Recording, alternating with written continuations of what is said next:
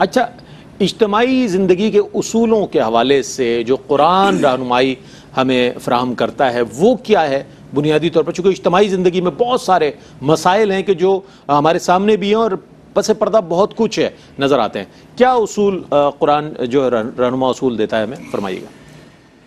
بسم اللہ الرحمن الرحیم. اسلامی معاشرے کی بنیادوں کے حوالے سے علامہ صاحب نے بہت خوبصورت حوالوں کے ساتھ بات کی.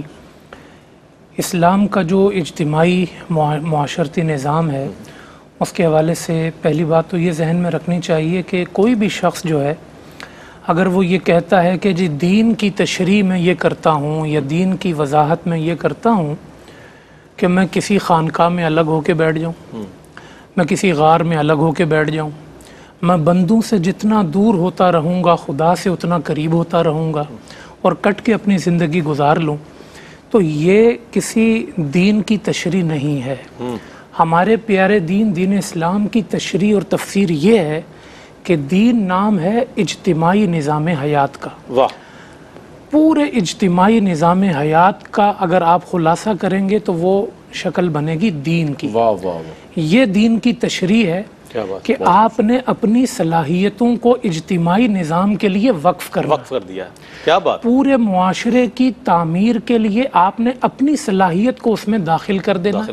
جب آپ کی ساری صلاحیتیں پورے معاشرے کی بہتری کے لیے وقف ہوں گی تو ایک خوبصورت معاشرہ تشکیل پائے گا. تو ہمارے دین اسلام کا بنیادی کانسیپٹ اور تصور یہ ہے کہ جو وحی الہی کے ذریعے، خدا کے قانون کے ذریعے، خدا کے حکم کے ذریعے جو احکامات ہمیں ملے ہیں اس کے ذریعے پورے معاشرے کا ایک نظام بنایا جائے، اس پورے معاشرے میں زندگی گزاری جائے. اچھا، فرد جو ہے وہ بلا معاشرہ نہیں ہے. یعنی کوئی بھی انسان یہ کہے جی معاشرے سے میرا کوئی تعلق یہ کہہ نہیں سکتا. ہاں، میں کنڈا لگا رہا ہوں مجھے تو فائدہ ہے نا. اب جس کا نقصان ہوتا ہے. آج بڑی اچھی بات آپ نے کہی ہے علامہ صاحب، میں چاہتا ہوں کنٹینیو کریں چونکہ اب یہ ان مسائل کی طرف آ گئے ہیں کہ جو ہمارے عمومی مسائل ہیں. اور بہت اچھی بات یہ علامہ صاحب نے فرمائی کہ انسان اپنے مسئلے کو مسئلہ سمجھتا ہے، دوسرے کو مسئلے کو مسئلہ نہیں سمجھتا.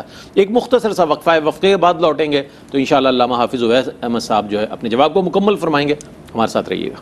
ناظرین، آپ کا خیر مقدم ہے. قرآن اور معاشرہ، سوسائٹی جو ہے بنیادی طور پر جو اسلام چاہتا ہے، سوسائٹی جو قرآن سوسائٹی چاہتا ہے، اس کے لیے صرف چاہا نہیں گیا بلکہ اصول دیے گئے ہیں.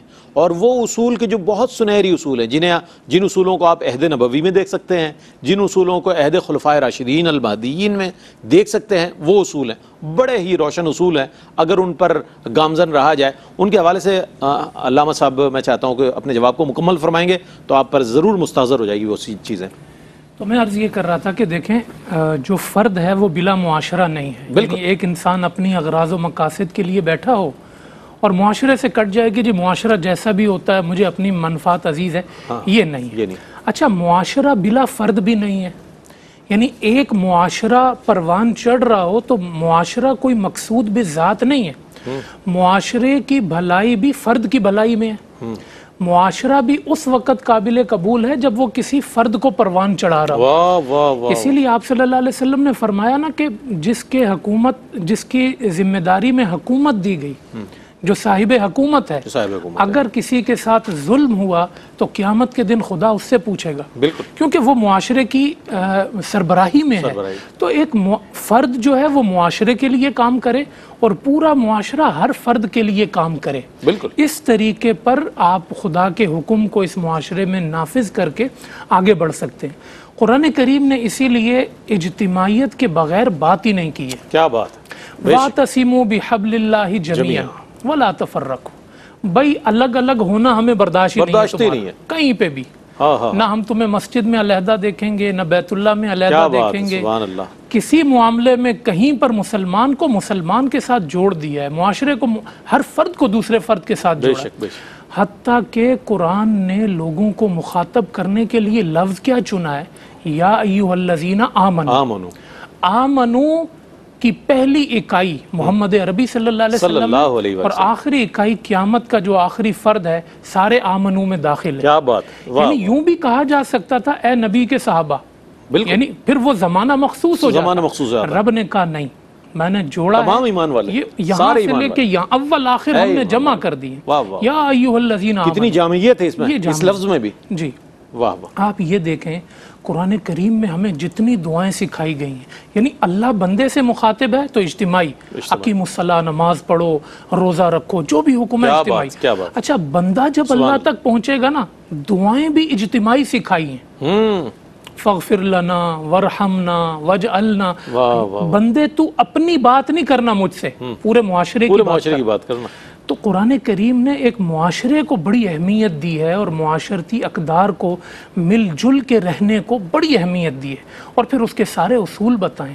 ایک دوسرے کے ساتھ خیر خواہی، آپ معاون بنے دوسرے سے نیکی کے کام میں، نیکی کے کام، اور اگر دوسرا برائی کر رہا ہے تو کنتم خیر امۃ اخرجت للناس تأمرون بالمعروف وتنہون عن المنکر، کوئی نیکی کرے اس کی نیکی کو اور بڑھاؤ، کوئی برائی کرے اس کو واپس ٹوکری میں لاؤ، اس کی برائی ختم کرو، اس کو معاشرے میں اپنے ساتھ اچھائی کے ساتھ جوڑو۔ یہ اصول ہے خیر خواہی کا، کہ آپ نے معاشرے میں خیر خواہی کرنی ہے۔ عدل کا علامہ صاحب نے بہترین حوالہ دیا، یہ اصول ہے معاشرے کا، اجتماعی زندگی کا، کہ کوئی بھی معاشرہ بغیر عدل کے نہیں چل سکتا۔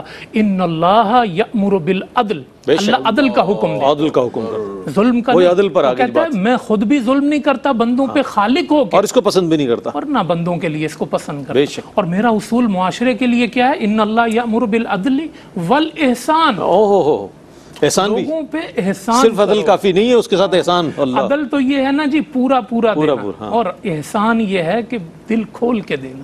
واہ واہ واہ، معاشرے میں جب آپ دل نہیں کھلا رکھیں گے، دینے میں آپ آگے نہیں بڑھیں گے، اور احسان پر احسان کرتے نہیں جائیں گے، تو معاشرہ ان اقدار تک نہیں پہنچ سکتا جہاں رب دیکھنا چاہتا ہے۔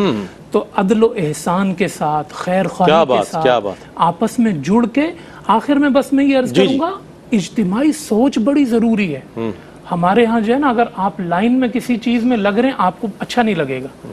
آپ کہیں پہ جو ہے وہ دیکھ رہے ہیں کہ میرے اس عمل سے اجتماع کو فائدہ ہو رہا ہے، آپ بولیں گے یار چھوڑو، میرا اپنا تو ہو جائے نا۔ یہ بڑا ایک پرابلم ہے، یعنی نفسی کا اللہ نے جب بغیر اجتماعیت کے بات ہی نہیں کی ہے تو کتنی بڑی چیز ہے یہ، بہت بڑی بات۔ تو ہم آپ اپنے آپ کو قربان کرنا، اپنی صلاحیتوں کو وقف کرنا، اور یہ آج کے دور میں ذہن بنا لینا کہ میری ذات سے معاشرے کو کیا فائدہ ہوگا، پوری سوسائٹی کو کیا فائدہ ہوگا۔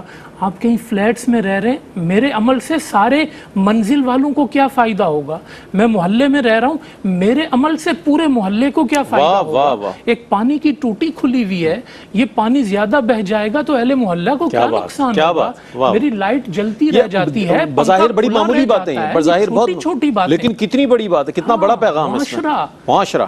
رب نے بھائی علامہ صاحب کمال کر دیا آپ نے، واہ واہ واہ، سبحان اللہ سبحان، بہت اچھی بات۔